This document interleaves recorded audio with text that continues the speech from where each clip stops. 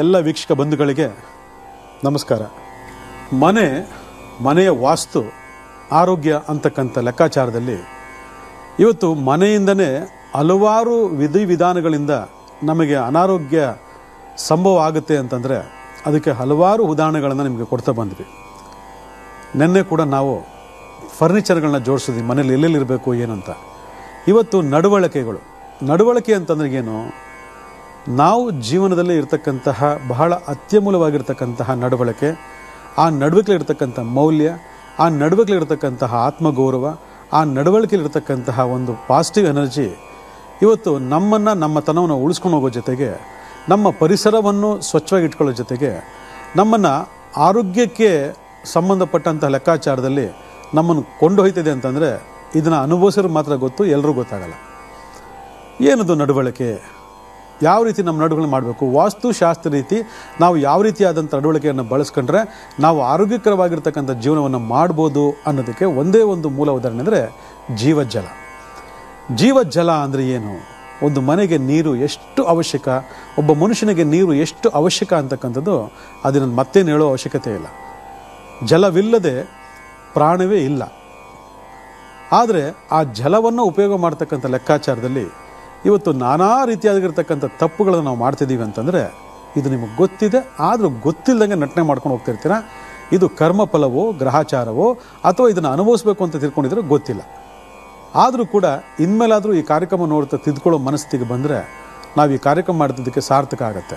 ಯಾಕಂದರೆ ಇವತ್ತು ಜೀವಜಲ ಅಂತಕ್ಕಂಥದ್ದು ಮೇಲೆ ಸೂರ್ಯ ರಶ್ಮಿ ಬೀಳಬೇಕು ಅಂತ ಶಾಸ್ತ್ರ ಭಾಳ ಸ್ಪಷ್ಟವಾಗಿ ಹೇಳ್ತದೆ. ಎಷ್ಟೋ ಮನೆಗಳಲ್ಲಿ ಈ ವಾಟರ್ ಟ್ಯಾಂಕ್ಗಳನ್ನು ಒಳಗಡೆ ನಿರ್ಮಾಣ ಮಾಡಿಬಿಡ್ತಾರೆ. ಎಲ್ಲಿ? ಮನೆ ಒಳಗಡೆ, ಹಾಲ್ನಲ್ಲಿ, ರೂಮ್ನಲ್ಲಿ ಮಾಡಿಬಿಡ್ತಾರೆ. ಅದರಲ್ಲೂ ಎಲ್ಲರೂ ಕಾನ್ಸೆಪ್ಟ್ ಅಂದರೆ ನಾರ್ತ್ ಈಸ್ಟ್ ಕಾರ್ನಲ್ಲಿ ಬಂದರೆ ಸಾಕು ಅಂತ ಹೇಳ್ಬಿಡ್ತೀರ. ಹೌದು, ನಾರ್ತ್ ಈಸ್ಟ್ ಕಾರ್ನ್ ಬರಬೇಕು ಅಂದರೆ ಮನೆ ಒಳಗಡೆ ಬರಬೇಕು ಅಂತ ಹೇಳಿದೀವ? ಮನೆ ಹೊರಗಡೆ ಬರಬೇಕು. ಎಷ್ಟೋ ಜನಕ್ಕೆ ನಂದು 2030 ಸೈಟು ಯಾಕೆ ಮಾಡೋಕ್ಕೆ ಸಾಧ್ಯ ಅಂತ ಕೇಳ್ತೀರ. 2030 ಸೈಟು ಓಕೆ, ಆದರೆ 2030 ಸೈಟ್ ನಿವೇಶನ ಮುಖ್ಯವೋ ನಿಮ್ಮ ಆರೋಗ್ಯ ಮುಖ್ಯವೋ ಅಂತ ನಾವು ಪ್ರಶ್ನೆ ಮಾಡಬೇಕಾಗ್ತದೆ. ಯಾಕೆ ಈ ಮಾತನ್ನು ಹೇಳ್ತೀನಿ ಅಂತಂದರೆ, ಯಾವಾಗ ನೀವು ಕುಡಿತಕ್ಕಂಥ ನೀರಿನಲ್ಲಿ ಸೂರ್ಯನ ಶಕ್ತಿ ಇರೋದಿಲ್ವೋ ಅದು ನಿಮಗೆ ಅನಾರೋಗ್ಯಕ್ಕೆ ಈಡಾಗ್ತದೆ. ಯಾಕೆ ಹೇಳಿ? ಸೂರ್ಯನ ಶಕ್ತಿ ಒಂದು ನೀರ ಮೇಲೆ ಬಿದ್ದಿದೆ ಅಂದರೆ ಆ ನೀರಲ್ಲಿರ್ತಕ್ಕಂತಹ ದೈನಂದಿನ ಬ್ಯಾಕ್ಟೀರಿಯಾ ಸಾಯೋದೇ ಇಲ್ಲ, ಆ ಕ್ರಿಮಿಕೀಟಗಳು ಸಾಯೋದೇ ಇಲ್ಲ. ಆಗೇನಾಗ್ತದೆ? ಅವು ನಮ್ಮ ದೇಹವನ್ನು ಪ್ರವೇಶ ಮಾಡ್ತವೆ. ಇದರಿಂದ ನಮಗೆ ಅನಾರೋಗ್ಯಕ್ಕೆ ಈಡಾಗ್ತೀವಿ. ಇದು ಎಲ್ರಿಗೂ ವೈಜ್ಞಾನಿಕವಾಗಿ ವಿಜ್ಞಾನ ಕೂಡ ಹೇಳ್ತಕ್ಕಂಥ ಒಂದು ಸೈನ್ಸ್ ಇದು. ಆದರೆ ನಮಗೆ ಗೊತ್ತಿಲ್ಲ. ನಾವು ನಮ್ಮ ಒಂದು ಅನುಕೂಲಕ್ಕೋಸ್ಕರ ನಾವು ಹೇಗಾಗೂ ಕ್ರಿಯೇಟ್ ಮಾಡ್ಕೊಂಡಿದ್ದೀವಿ. ಅದರಿಂದ ಪ್ರತಿಯೊಬ್ಬರು ವಾಟರ್ ಟ್ಯಾಂಕ್ ಮೇಲೆ ಕೂಡ ಸೂರ್ಯರಶ್ಮಿ ಬೀಳಬೇಕು. ಆ ನೀರು ಯಾವಾಗಲೂ ಶುದ್ಧವಾಗಿರಬೇಕು. ಇವತ್ತು ಬಹಳಷ್ಟು ಅತ್ಯಾಧುನಿಕ ಉಪಕರಣಗಳು ಬಂದಿವೆ ಕುಡಿಯೋ ನೀರಿಗೆ, ಆ ಮಿಷಿನು ಈ ಮಿಷಿನು ಅಂತ. ಆದರೆ ಯಾವುದೇ ಮಿಷಿನ್ನು ಸೂರ್ಯನ ರಶ್ಮಿ ತಂದುಕೊಡೋಕ್ಕೆ ಸಾಧ್ಯನೇ ಇಲ್ಲ. ಸೂರ್ಯನ ಕಿರಣ ನೇರವಾಗಿ ಸೂರ್ಯನಿಂದನೇ ಬೀಳಬೇಕು. ಆಗ ಆ ನೀರು ಕೂಡ ಹಾಗೆ ಇರಬೇಕು. ಇನ್ ಕೇಸ್ ಆ ಥರ ಇಲ್ಲ ಅಂದರೆ ಇದಕ್ಕೆ ಏರ್ಪಾಡು ಮಾಡ್ಕೊಳ್ಳಿ. ಬಹಳ ಬಹಳ ಬಹಳ ಮುಖ್ಯವಾದಂಥ ವಿಚಾರ ಇದು. ಬಹಳ ಜೀವಜಲ ಅಂತಕ್ಕಂಥದ್ದು ಸೂರ್ಯನ ಶಕ್ತಿಗೆ ಸಂಬಂಧಪಟ್ಟ ವಿಚಾರ ಆಗಿರೋದ್ರಿಂದ ಇದು ನೋಡ್ಕೊಳ್ಳಿ. ಹಾಗೆ ಭಾಳ ಜನ ಬೋರ್ವೆಲ್ ತೆಗೆದಾಗ ಏನು ಮಾಡ್ತಾರೆ ಅಂದರೆ ಸೌತ್ ವೆಸ್ಟ್ ಕಾರ್ನಲ್ಲಿ ಬೋರ್ ತೆಗೆದಿರ್ತಾರೆ, ಅಥವಾ ನಾರ್ತ್ ವೆಸ್ಟ್ ಕಾರ್ನಲ್ಲಿ ಬೋರ್ ತೆಗೆದಿರ್ತಾರೆ, ಅಥವಾ ಅಗ್ನಿಮೂಲಲ್ಲಿ ಬೋರ್ ತೆಗೆದಿರ್ತಾರೆ. ಆದರೆ ಆ ನೀರನ್ನು ನೇರವಾಗಿ ಏನು ಮಾಡ್ತಾರೆ ಅಂದರೆ ಬಳಕೆ ಮಾಡ್ಕೊಳ್ತಾ ಇರ್ತಾರೆ. ಅಗ್ನಿಮೂಲೆ ಬಂದರೆ ಅಗ್ನಿಮೂಲೆನೇ ಬಳಕೆ ಮಾಡ್ಕೊಳ್ತಾರೆ, ಸೌತ್ ವೆಸ್ಟ್ ಬಂದರೆ ಸೌತ್ ವೆಸ್ಟನ್ನೇ ಬಳಕೆ ಮಾಡ್ಕೊಳ್ತಿರ್ತಾರೆ. ಇದು ಬಹಳ ಬಹಳ ಬಹಳ ತಪ್ಪು. ಯಾಕಂದರೆ ನಾವು ಈಗಾಗಲೇ ಹಿಂದಿನ ಕಾರ್ಯಕ್ರಮದಲ್ಲಿ ಹೇಳಿದ ಹಾಗೆ ನಿರ್ದಿಷ್ಟವಾಗಿರ್ತಕ್ಕಂತಹ ಪ್ಲೇಸ್ಗೆ ನಿರ್ದಿಷ್ಟವಾಗಿರ್ತಕ್ಕಂಥ ಗ್ರಹ ಪ್ರಭಾವ ಇರೋದ್ರಿಂದ ಆ ಗ್ರಹ ಪ್ರಭಾವಕ್ಕೆ ಜಲ ಅಂತಕ್ಕಂಥ ಏನಾದರೂ ವೈರತ್ವ ಇತ್ತು ಅಂದಾಗ ಅಲ್ಲಿ ಜಲ ಮತ್ತು ಅಗ್ನಿನ ವೈರತ್ವ ಮಾಡಿ ಅದನ್ನು ನಾವು ಸೇವನೆ ಮಾಡಿದಾಗ ಏನಾಗ್ತದೆ? ನೆಗೆಟಿವ್ ಆಗ್ತದೆ. ನೋಡಿ, ಸ್ವಲ್ಪ ನೀವು ಇದನ್ನು ಡೀಪಾಗಿ ಆಲೋಚನೆ ಮಾಡಿದಾಗ ಮಾತ್ರ ಇದು ಸತ್ಯತೆ ಗೊತ್ತಾಗ್ತಕ್ಕಂಥದ್ದು, ನಾವೇನು ತಪ್ಪು ಮಾಡ್ತಿದ್ದೀವಿ ಅಂತ ಗೊತ್ತಾಗ್ತಕ್ಕಂಥದ್ದು. ಅದಕ್ಕೆ ಇಲ್ಲ ಅಲ್ಲಿ ಬಂದಿದೆ, ಅಲ್ಲೇ ಸಿಕ್ಕಿದ್ದು ಪಾಯಿಂಟು ಅಂದರೆ ಪಾಯಿಂಟ್ ಅಲ್ಲಿ ಸಿಗುತ್ತೆ. ಆದರೆ ನೀವೇನು ಮಾಡಬೇಕು? ಆ ಪಾಯಿಂಟಿಂದ ನೀರನ್ನು ತಗೊಂಡೋಗಿ ನೀವು ಈಶಾನ್ಯ ಮೂಲ ಇರ್ತಕ್ಕಂಥ ಸಮ್ ಟ್ಯಾಂಕ್ಗೆ ಬಿಡಬೇಕು. ಈಶಾನ್ಯ ಮೂಲದ ಸಮ್ ಟ್ಯಾಂಕ್ಗೆ ಸೂರ್ಯನ ರಶ್ಮಿ ಬೀಳ್ತದೆ. ಆಗ ನೀರೇನಾಗುತ್ತೆ? ಶುದ್ಧವಾಗ್ತದೆ. ಆ ಶುದ್ಧವಾಗಿರ್ತಕ್ಕಂಥ ನೀರನ್ನು ನಾವು ಬಳಕೆ ಮಾಡ್ಕೊಳ್ತೀವಿ. ಆ ಶುದ್ಧವಾಗಿರ್ತಕ್ಕಂಥ ನೀರು ನೇರವಾಗಿ ಸೌತ್ ವೆಸ್ಟ್ ಇರ್ತಕ್ಕಂಥ ಟ್ಯಾಂಕ್ಗೆ ಹೋಗಬೇಕು. ಆ ಟ್ಯಾಂಕಿಂದ ಮನೆಗೆಲ್ಲ ಬಿಲ್ಡಿಂಗೆಲ್ಲ ಬರಬೇಕು ನೀರು. ಇದು ಆ್ಯಕ್ಚುಲಿ ಇರ್ತಕ್ಕಂಥ ರೂಲ್ಸು. ಎಷ್ಟು ಜನ ಇದನ್ನು ಫಾಲೋ ಮಾಡಿದ್ರೆ ಹೇಳಿ ನೋಡೋಣ. ಇದರಿಂದ ಆಗ್ತಕ್ಕಂಥ ನಾನಾ ರೀತಿಯಾದ ಅನಾನುಕೂಲಗಳು ಇವತ್ತು ಕೂಡ ಅನುಭವಿಸ್ತಿದ್ದಾರೆ. ಜೀವಜಲ ಅಂತಕ್ಕಂಥದ್ದನ್ನ ನಾವು ಸರಿಯಾದ ರೀತಿಯಲ್ಲಿ ಬಳಕೆ ಮಾಡ್ಕೊಂಡ್ಲ ಅಂತಾಗ ಆ ಜೀವ ಜಲದಿಂದನೇ ಪ್ರಾಣ ಹೋಗ್ತಕ್ಕಂತಹ ಕಾಯಿಲೆಗಳಿಗೆ ನಾವು ಬಲಿಯಾಗ್ತೀವಿ ಅಂತಂದರೆ ಇವತ್ತು ಎಷ್ಟೋ ಉದಾಹರಣೆಗಳು ನಮ್ಮಲ್ಲಿ ಸಾಕ್ಷಾಧಾರವಾಗಿ ಸಿಗ್ತದೆ. ಅದು ಆಗಬಾರ್ದು. ಇದನ್ನು ಚೇಂಜ್ ಮಾಡ್ಕೊಳ್ಳಿ. ಸೌತ್ ವೆಸ್ಟಲ್ಲಿ ಸಿಕ್ಕಲಿ, ನಾರ್ತ್ ವೆಸ್ಟಲ್ಲಿ ಸಿಕ್ಕಲಿ, ಅಗ್ನಿಮೂಲೆ ಸಿಕ್ಕಲಿ, ಎಲ್ಲೇ ನೀರು ಸಿಕ್ಕಿದ್ರೂ ಕೂಡ ಆ ನೀರನ್ನು ಏನು ಮಾಡಬೇಕು, ಸೌತ್ ವೆಸ್ಟ್ ಕಾರ್ನರ್ಗೆ ಡಂಪ್ ಮಾಡಿ ಅಲ್ಲಿಂದ ಈಶಾನ್ಯಕ್ಕೆ ಡಂಪ್ ಮಾಡ್ಕೋಬೇಕು, ಅಥವಾ ಇಡೀ ಮನೆಗೆ ಡಂಪ್ ಮಾಡ್ಕೋಬೇಕು. ಈ ರೀತಿ ಮಾಡಿದಾಗ ಅಲ್ಲಿ ಪಂಚಭೂತಗಳಲ್ಲಿ ಇರ್ತಕ್ಕಂತಹ ಸಮನ್ವಯ ಏನು, ಇಂತಿಂಥ ಜಾಗದಲ್ಲಿ ಇದಿದು ಬರಬೇಕು ಅಂತಕ್ಕಂಥದ್ದನ್ನು ನಾವಲ್ಲಿ ವಾಸ್ತು ನಿಯಮದಡಿ ತೊಗೊಂಬಂದಿವಿ ಅನ್ನೋದು ಆಯ್ತಲ್ಲಿ. ಯಾವಾಗ ಪಂಚಭೂತಗಳಿಗೆ ಪ್ರಮಾಣ ಪೂರ್ವಕವಾಗಿ ನಾವು ಅದನ್ನು ತೊಗೊಂಡು ಬರ್ತೀವಿ, ಆಗ ಆ ಶಕ್ತಿಗಳ ಪ್ರಭಾವಗಳು ದ್ವಿಗುಣವಾಗ್ತವೆ, ಅವು ಆಕ್ಟಿವೇಟ್ ಆಗ್ತವೆ.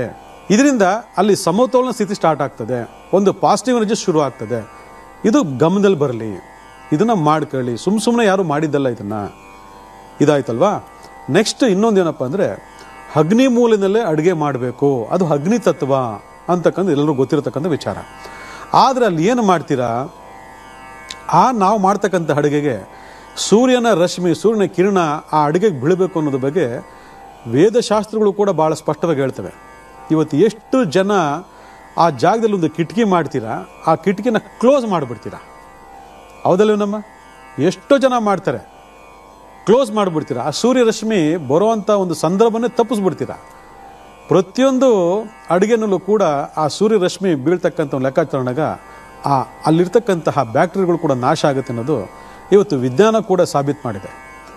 ಆದರೆ ಇರ್ತಕ್ಕಂಥ ಕಿಟಕಿನೂ ಮುಚ್ಚಿಬಿಟ್ಟು ಎಲ್ಲ ಬಂದ್ ಮಾಡಿಬಿಟ್ಟು ಅಯ್ಯೋಯ್ಯೋ ನಮ್ಮಲ್ಲಿ ಹಾಕಿರೋ ಮಸಾಲೆ ಪಕ್ಕದ ಮನೆಗೆ ಹೋಗ್ಬಿಡ್ತೈತೆ, ಅವ್ರೇನೋ ತಿಳ್ಕೊಂಡ್ಬಿಡ್ತಾರೆ, ಇವ್ರೇನೋ ಬೇಯಿಸ್ತಾ ಇದ್ದಾರೆ ಅಂತ ತಪ್ಪು ತಿಳ್ಕೊಂಡ್ಬಿಡ್ತಾರೆ ಅಂತ ಎಷ್ಟೋ ಜನ ಬಾಕ್ಲಾಕ್ಬಿಡ್ತಾರೆ. ಆ ಸೂರ್ಯನ ರಶ್ಮಿ ಆ ಅಡುಗೆ ಮೇಲೆ ಬೀಳಬೇಕು ಅಂತಾನೆ ಅಡುಗೆ ಮನೆ ಅಗ್ನಿಮೂಲೆಯ ಸ್ಟವ್ ಮೇಲೆ ಒಂದು ಕಿಟಕಿಯನ್ನು ಇಟ್ಟರು. ಎಷ್ಟು ಜನ ಓಪನ್ ಮಾಡ್ಕೊಂಡು ಮಾಡ್ತಿದ್ದೀರಾ ನೋಡ್ಕೊಳ್ಳಿ, ಏನಕ್ಕೆ ಕಾರಣ ಅಂತೇಳಿ. ಇದು ಒಂದು, ಅದಕ್ಕೋಸ್ಕರನೇ ಅಗ್ನಿಮೂಲೆ ಬರಬೇಕು ಅಂತ ಹೇಳ್ತಕ್ಕಂಥದ್ದು. ಈಗ ಭಾಳ ಜನ ನೋಡ್ಬೋದು, ಇಲ್ಲ ನಮ್ಮ ಮನೆ ಮುಂದೆ ಅಪಾರ್ಟ್ಮೆಂಟ್ ಬಂದ್ಬಿಟ್ಟಿದೆ, ನಮ್ಮ ಮನೆ ಮುಂದೆ ಬೆಟ್ಟ ಇದೆ, ನಮ್ಮ ಮನೆ ಮುಂದೆ ದೊಡ್ಡ ಮರ ಇದೆ, ನಮಗೆ ಸೂರ್ಯನ ಕಿರಣ ಬರಲ್ಲ ಅಂತ. ಅದು ಬರ್ತದೋ ಬರಲ್ವೋ ನೀವು ತೆಗೆದಿಡಿ. ಯಾವ್ಯಾವ ಮೂಲೆಯಿಂದ ಯಾವ್ಯಾವ ಎನರ್ಜಿ ಬರಬೇಕು ಅದು ಖಂಡಿತ ಯಾವುದೇ ಅಡೆತಡೆ ಇದ್ರೂ ಕೂಡ ಬಂದೇ ಸೇರ್ತದೆ.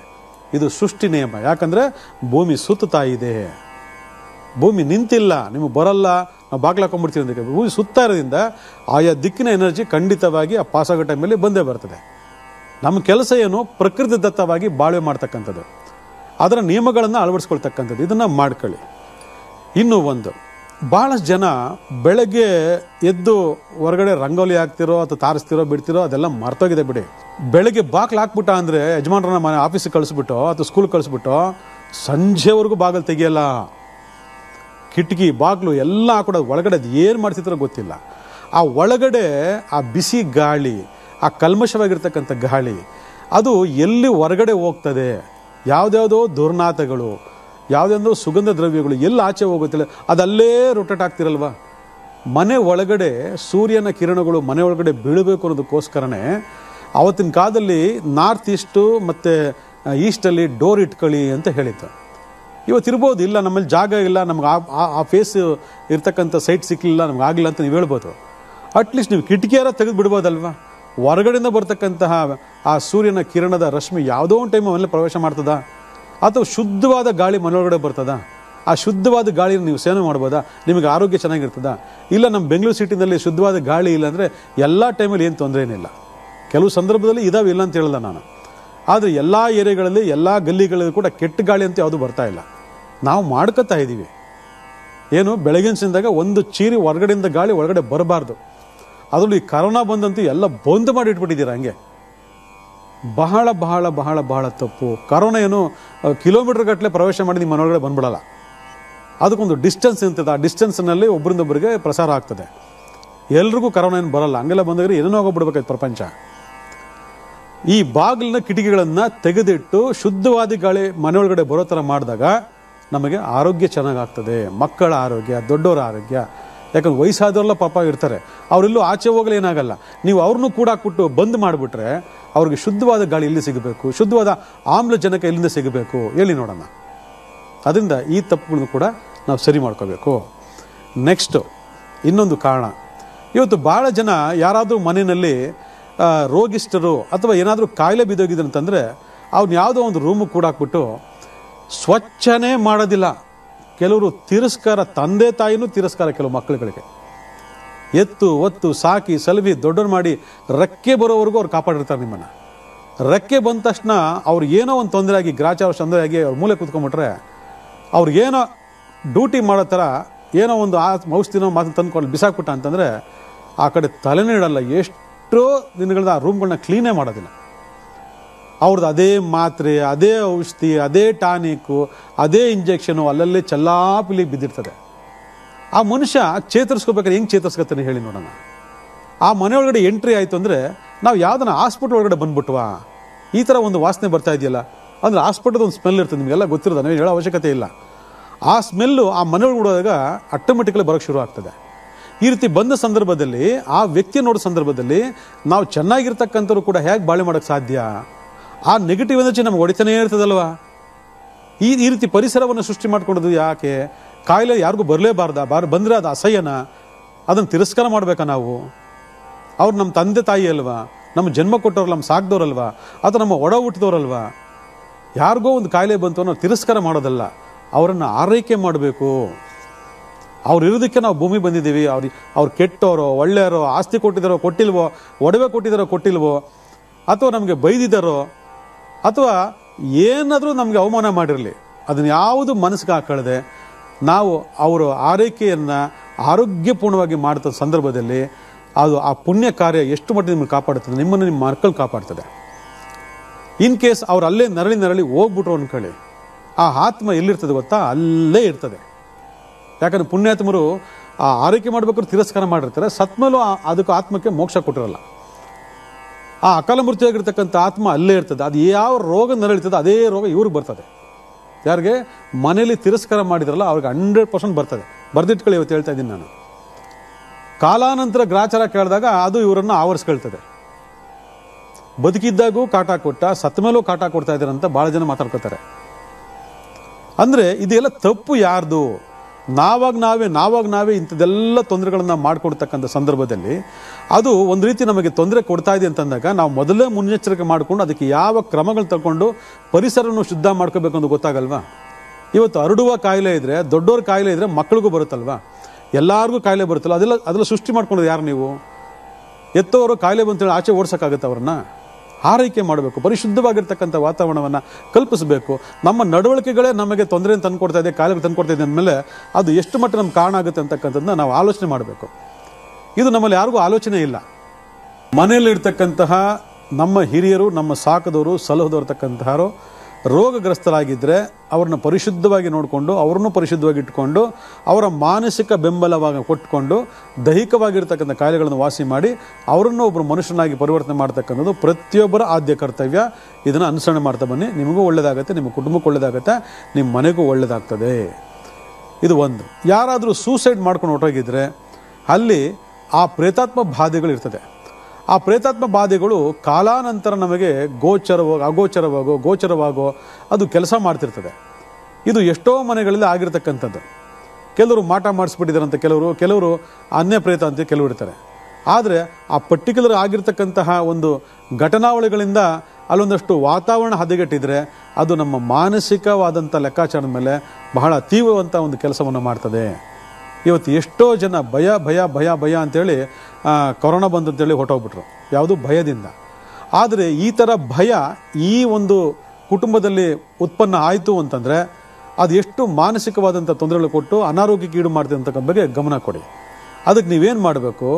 ಅದಕ್ಕೆ ಪ್ರಶ್ನೆ ಭಾಗಕ್ಕೆ ಹೋಗಿ ಆತ್ಮ ಬಿಡುಗಡೆ ಆಗಿದೆಯಾ ಅಥವಾ ಇಲ್ಲೇ ಇದೆಯಾ ಅಂತ ಚೆಕ್ ಮಾಡಿಕೊಂಡು ಅದಕ್ಕೆ ಉಚ್ಚಾಟನ ಕರ್ಮ ಮಾಡೋದ ಮುಖಾಂತರ ನೀವು ಈ ರೀತಿಯ ಒಂದು ಪರಿಸ್ಥಿತಿಯಿಂದ ಬರಬಹುದು. ಇದು ಬಹಳ ಇಂಪಾರ್ಟೆಂಟು. ಇದನ್ನು ನೋಡ್ಕೊಳ್ಳಿ. ಯಾಕಂದರೆ ಗೊತ್ತೇ ಇರಲ್ಲ ನಮಗೆ. ಅವ್ರ ಪಾಡ್ಗೆ ಅವ್ರು ಇರ್ತಾರೆ, ಅವ್ರ ಪಾಡ್ಗೆ ಅವ್ರು ಹೋಗ್ತಾ ಇರ್ತಾರೆ. ಆದರೆ ಎಲ್ಲೋ ಒಂದು ಕಡೆ ಆ ಹಿಂಸೆಗಳು ಅನುಭವಿಸಿದಾಗ ಇದೇ ಕಾರಣ ಅಂತಕ್ಕಂಥ ವಿಚಾರ ಅವ್ರಿಗೆ ಗೊತ್ತಿರೋದಿಲ್ಲ. ಅದರಿಂದ ಇದನ್ನು ಬಹಳ ಕಟ್ಟುನಿಟ್ಟಾಗಿ ಪಾಲನೆ ನೋಡ್ಕೋಬೇಕು.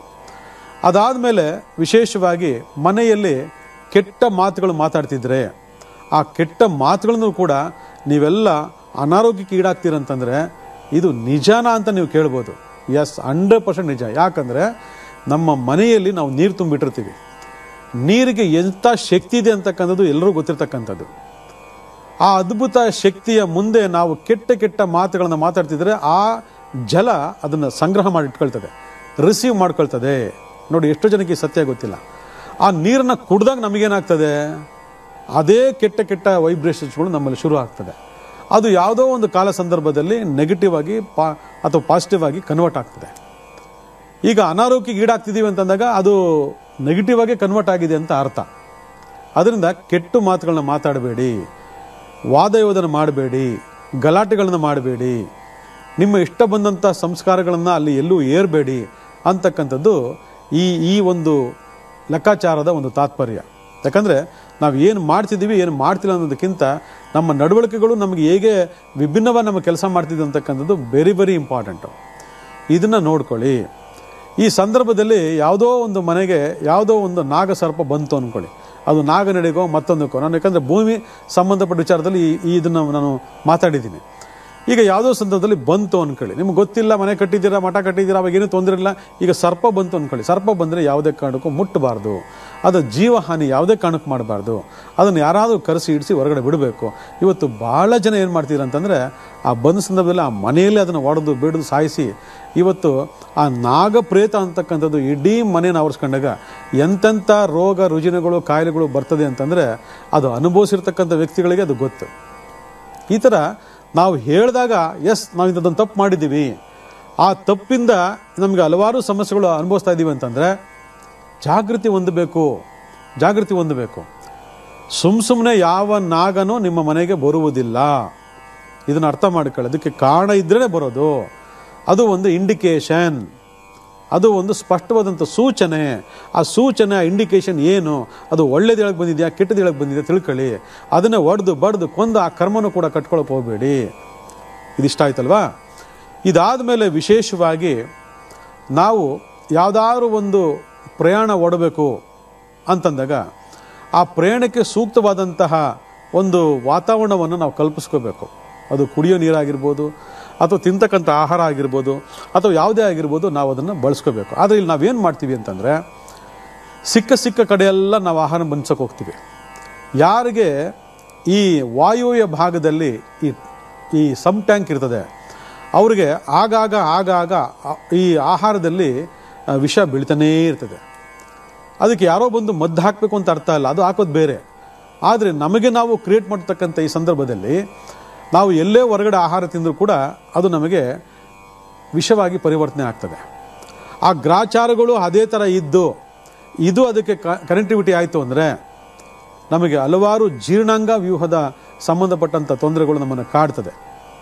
ಇವತ್ತು ಎಷ್ಟೋ ಮನೆಗಳಿದೆ, ದೊಡ್ಡವರ ಆದಿಯಿಂದ ಚಿಕ್ಕವರವರು ಕೂಡ ಇದೆ. ಅದಕ್ಕೆ ಈ ವಾಸ್ತುಶಾಸ್ತ್ರ ಅಂತಕ್ಕಂಥದ್ದು ಒಂದು ಅದ್ಭುತವಾಗಿರ್ತಕ್ಕಂತಹ ಆರೋಗ್ಯ ಚಿಕಿತ್ಸೆಯ ಮೂಲ ತಳಪಾಯ. ಅದರಲ್ಲಿ ನಾವು ಒಂದಷ್ಟು ವ್ಯತ್ಯಾಸಗಳನ್ನು ಮಾಡಿದಂಥ ಪಕ್ಷದಲ್ಲಿ ಆ ತಪ್ಪನ್ನು ತಿದ್ದುಕೊಂಡು ಅದಕ್ಕೆ ಏನನ್ನು ಮಾಡಿದ್ರೆ ನಮಗೆ ಸರಿ ಹೋಗ್ತದೆ ಅಂತಕ್ಕಂಥ ಲೆಕ್ಕ ತಿಳ್ಕೊಂಡು ಪ್ರತಿಯೊಬ್ಬರೂ ಕೂಡ ಅದನ್ನು ಮಾಡ್ಕೋಬೇಕು. ಇಲ್ಲಾಂದರೆ ಕಷ್ಟ ಆಗ್ತದೆ. ಇನ್ನೊಂದು, ಹೊರಗಡೆಯಿಂದ ಹಾಕೊಂಡು ಬರ್ತಕ್ಕಂತಹ ಶೂ ಚಪ್ಪಲಿಗಳನ್ನೆಲ್ಲ ಸೀದಾ ಮನೆ ಮುಂದೆ ತಗೊಂಡು ಬಿಟ್ಬಿಡ್ತೀರ. ಅದಕ್ಕೆ ಒಂದು ಕಬೋರ್ಡ್ ಮಾಡಿ ಅದನ್ನು ಒಳಗಡೆ ಸೇರ್ಸೋಣ, ಅಥವಾ ತುಂಬ ಗಲೀಜಾಗಿದ್ದರೆ ವಾಶ್ ಮಾಡಿ ಸೇರ್ಸೋಣ, ಮಾಡೋದಿಲ್ಲ. ಕೆಲವು ಮಹಾನ್ ಭಾವರು ಒಳಗಡೆ ಹಾಕೊಂಡ್ಬಂದ್ಬಿಡ್ತೀರ. ನೋಡಿ, ಯಾವುದಾದ್ರೂ ಸ್ಮಶಾನಕ್ಕೆ ಹೋಗಿ ಬಂದಂತಹ ಸ್ಲಿಪ್ಪರ್ ಪಾದರಕ್ಷೆ ನೀವು ಹಾಕೊಂಡು ಬಂತು ಅಂದರೆ ಆ ಪಾದರಕ್ಷೆ ಜೊತೆಗೆ ಹಲವಾರು ದುಷ್ಟಶಕ್ತಿಗಳು ನಿಮ್ಮ ಮನೆಯೊಳಗಡೆ ಪ್ರವೇಶ ಮಾಡ್ತವೆ, ನಿಮಗೆ ಗೊತ್ತೇ ಆಗಲ್ಲ. ಇದನ್ನು ಹಿಂದೆ ಒಂದು ಕಾರ್ಯಕ್ರಮದಲ್ಲಿ ಹೇಳಿದ್ದೀನಿ ನಿಮಗೆ. ಭಾಳ ಜನ ಅದ್ರ ಬಗ್ಗೆ ಸ್ಪಂದನೆಯನ್ನು ಕೊಟ್ಟರು. ಎಸ್, ನೀವು ಹೇಳ್ತಾ ಇರೋದು ಕರೆಕ್ಟು. ಆವತ್ತಿನ ಕಾಲದಲ್ಲಿ ಮಶಾಣಕ್ಕೆ ಹೋದರೆ, ತಿಥಿಗೆ ಹೋದರೆ ಕಾಲು ತೊಳ್ಕೊಂಡು ಸ್ನಾನ ಮಾಡ್ಕೊಂಡು ಹೊರಗಡೆ ಬಂತ ಹೇಳ್ತೀರಿ. ಇವತ್ತು ಯಾರು ಫಾಲೋ ಮಾಡಲ್ಲ ಅದನ್ನು ಅಂತೇಳಿ. ಫಾಲೋ ಮಾಡಲ್ವಾ? ಅನುಭವಿಸಿ, ಏನು ಮಾಡೋಕ್ಕಾಗಲ್ಲ. ಅದು ಅನುಭವ ಆದಾಗಲೇ ಜಾಗೃತವಾಗೋದು, 4 ಜನಕ್ಕೆ ಹೇಳೋಕ್ಕಾಗೋದು. ಎಸ್, ಅವತ್ತು ತಿಳಿದು ಕರೆಕ್ಟು, ನಾವು ನೆಗ್ಲಿಜೆನ್ಸಿ ಮಾಡಿದ್ವಿ, ಈ ಥರ ಸ್ನಾನ ಮಾಡಿದ್ವಿ, ಜನರಲ್ ಅದು ಅಂತ ನ್ಯಾಚುರಲ್ ಅಂತ ಮನೆಯೊಳಗೆ ನುಗ್ಗಿದ್ವಿ ಅಂತ. ಒಂದೊಂದು ಪ್ಲೇಸು, ಒಂದೊಂದು ಸ್ಥಳ, ಒಂದೊಂದು ಇದರಲ್ಲೂ ಕೂಡ ಅದರದ್ದೇ ಆದಂತಹ ಕೆಲವು ಕರ್ಮಗಳು ಅಥವಾ ಎನರ್ಜಿಗಳ ಒಂದು ತಾಣ ಇರ್ತಿದೆ. ಆ ಎನರ್ಜಿಗಳು ನಮ್ಮ ಮೇಲೆ ಪ್ರಭಾವಿತ ಕೆಲಸ ಮಾಡಿದಾಗ ನೆಗೆಟಿವ್ ಆಗಿದೆ, ಅದು ನೆಗೆಟಿವ್ನ ವಾಶ್ಔಟ್ ಮಾಡಬೇಕು. ಮಾಡೋದಿಲ್ಲ, ಯಾರೂ ಮಾಡೋದಿಲ್ಲ. ಅದಕ್ಕೆ ಆ ಶೂ ಚಪ್ಪಲಿಗಳು ಎಲ್ಲೆಲ್ಲಿ ಹೋಗಿರ್ತಿರೋ, ಎಲ್ಲೆಲ್ಲಿ ತುಳ್ಕೊಂಬಂದಿರ್ತಿರೋ, ಏನೇನು ತುಳ್ಕೊಂಬಂದಿರ್ತಿರೋ ಅದನ್ನೆಲ್ಲ ತಗೊಂಬಂದು ಮನೆ ಬಾಗಿಲು ಮುಂದೆ ಬಿಟ್ಟಿರ್ತಾರೆ. ಇನ್ ಕೇಸ್ ಅದು ದೇವಮೂಲೆ ಆಗಿದ್ರೆ ಮುಗಿತಾಲೆ ಕತೆ. ದಟ್ಟ ದಾರಿದ್ರ್ಯ ರೋಗಗಳು ಬಂದು ಕಾಡ್ತವೆ ನಮ್ಮ ಜೀವನದಲ್ಲಿ. ಮನೆ ಒಳಗಡೆ ಸ್ಲಿಪ್ಪರ್ ಹಾಕೊಂಡು ನಡಿಬೇಡಿ. ಸ್ಲಿಪ್ಪರ್ ಪಾದರಕ್ಷೆ ಅಂದರೆ ಶನಿ ಭಗವಾನ್. ಅವನು ಹಾಕೊಂಡು ಮನೆ ಒಳಗಡೆ ಇಡಬೇಡಿ. ಮನೆ ಅಂದರೆ ಶುಕ್ರ. ಮನೆ ಅಂದರೆ ಯಾರು? ಶುಕ್ರ. ನೋಡಿ, ಎಷ್ಟೋ ಜನ ಗೊತ್ತಿಲ್ಲ, ಶುಕ್ರನಿಗೂ ಶನಿಗೆ ಆಗಲ್ಲ. ಈ ಥರ ಕೆಲವೊಂದು ಗ್ರಹಗಳ ಒಂದು ವೈರತ್ವವನ್ನು ನಾವೇ ಕ್ರಿಯೇಟ್ ಮಾಡಿದ ನಮ್ಮ ನಡವಳಿಕೆಗಳಲ್ಲಿ ಒಂದಷ್ಟು ವಿಚಾರಗಳು ಆಗೋದ್ರಿಂದ ಇವತ್ತು ನಾವು ಹಲವಾರು ಅನಾರೋಗ್ಯ ಸಮಸ್ಯೆಗಳನ್ನು ಅನುಭವಿಸ್ತಾ ಇದ್ದೀವಿ ವೀಕ್ಷಕರೇ. ಇದು ಯಾವುದು ಆಗಬಾರ್ದು. ನಾವು ತಪ್ಪು ಮಾಡ್ತದನ್ನು ತಿದ್ದುಗಳನ್ನು ನಮ್ಮ ಮುಂದಿನ ಜನರಿಗೆ ಹೇಳ್ಕೊಡೋಣ. ಆಗ ಯಾವ ಸಮಸ್ಯೆಗಳು ಬರೋಲ್ಲ. ಇದನ್ನು ಮಾಡ್ಕೊಳ್ಳಿ, ಒಳ್ಳೆಯದಾಗಲಿ.